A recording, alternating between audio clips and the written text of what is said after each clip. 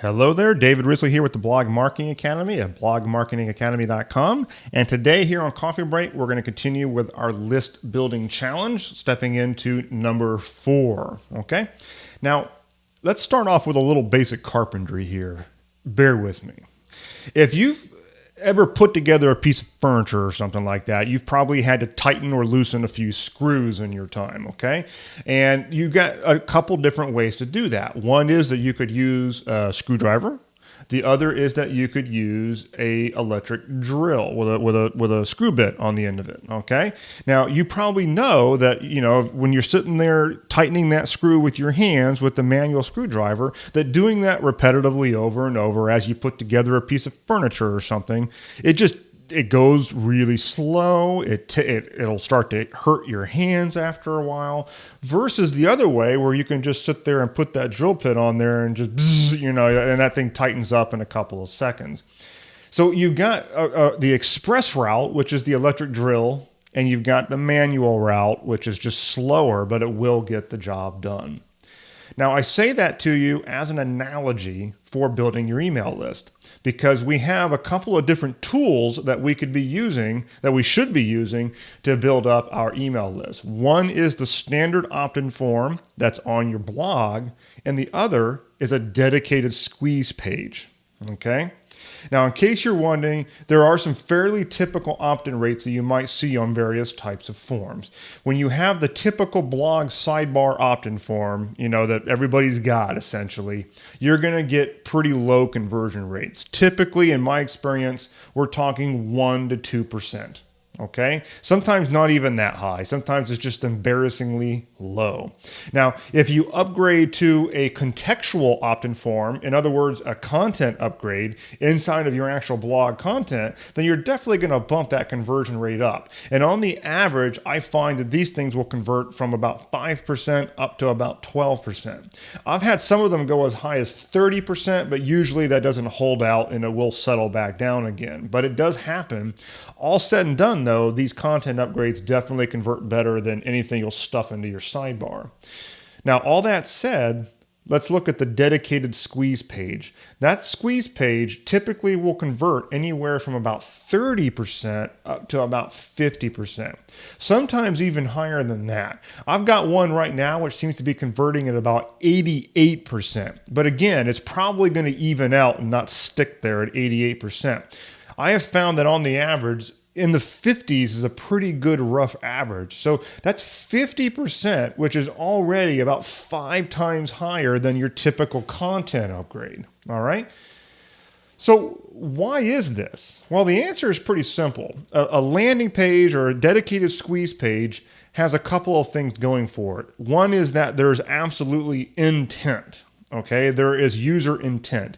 When they come to a squeeze page, they clicked on it from some outside source. And the very act that they clicked on it means that they went there for that thing. They arrived on that page for a reason. And because they've got that intent, they're much more likely to follow through with it. The second thing is that there's no other options. A squeeze page, when designed correctly, doesn't present anything else for them to do other than opt in or leave. It's a simple yes/no decision. There's no navigation menu. There's no sidebar. There's none of that distraction. Okay. And that's the whole point of a squeeze page. It's why they call it a squeeze page. It's a squeeze. Okay. It squeezes them. All right. So put simply, if you're relying solely on your blog to build your email list, then you've got some pretty awesome improvement ahead of you if you merely begin to use squeeze pages for your lead magnets. Now, this doesn't mean that those same lead magnets aren't also available on your blog. They definitely will be. A landing page is going to be an additional tool. It's basically the equivalent of the electric drill here. Most of my own lead magnets also have dedicated landing pages, as well as being found in various locations across my blog. You're going to have multiple points of entry all coming into the same lead magnet and used in different places. So your action item for today is simple. Pick one of your lead magnets, and if you don't already have a dedicated landing page for it, I want you to create that dedicated landing page. Okay, now let's talk a little bit about how you can actually do this. So far, I've been talking all about Thrive Leads, and Thrive Leads is my top recommended plugin for doing opt-in forms on your blog. Okay, and it's great at doing that. However, it does not do landing pages. So in order to do that, I would recommend Thrive Architect. It's from the same people at Thrive Themes, and Thrive Architect is their designer. Okay, and I use Architect on gobs of pages at the Blog Marketing Academy. I'm probably using Architect almost every single day, and I think it's quite frankly one of the best things to ever happen to WordPress as a platform. Now, Architect has a bunch of pre-made squeeze page templates that's built right in that you can just simply choose, okay? And for the sake of simplicity, I'd actually recommend you just start off with one of those. Now, you can make a few little modifications to it in order to make the color scheme and stuff more consistent with your blog. However, do not forget that a squeeze page is a standalone page. It does not have to fit in with the rest of your blog in terms of layout. There's no blog menu navigation. There's no sidebar. There's none of that stuff. All right. This page is supposed to be an island unto itself. So from that perspective, it does not have to be a clone of your blog. And that's why you can start off with one of the pre-made templates and get this landing page out the door without worrying about every little design detail. Now, one more techie little thing, and this is for you even if you already own both Thrive Architect and Thrive Leads, because I know that I have some people here who already own these things. If you build a list with Architect, you know that there's an element in there called lead generation. And that lead generation element will allow you to put an opt-in form onto a page. The problem with that element is that it does not have any tracking built into it, okay? And what's the point of all this if we can't track our conversion rate? Now, there is one little workaround here. So if you own both tools, you can go ahead and do this, is that you can set up a Thrive Lead form, okay, inside of Thrive Leads. Using the shortcode, you're going to set up a Thrive Lead shortcode form.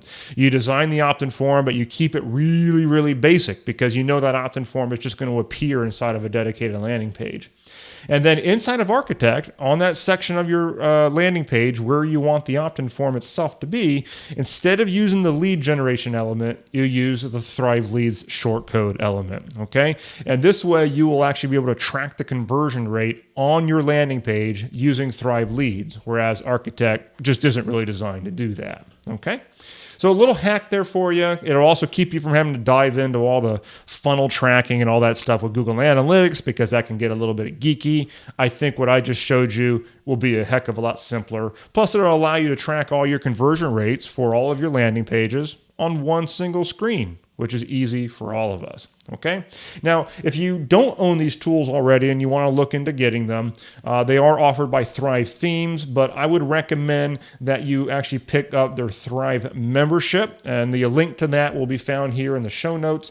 But that membership gives you access to all of their plugins for a highly reasonable price. I mean, it is the best deal in town. Considering the amount of use that this thing is for me and what they're charging annually for it, it's absolutely insane, I gotta say.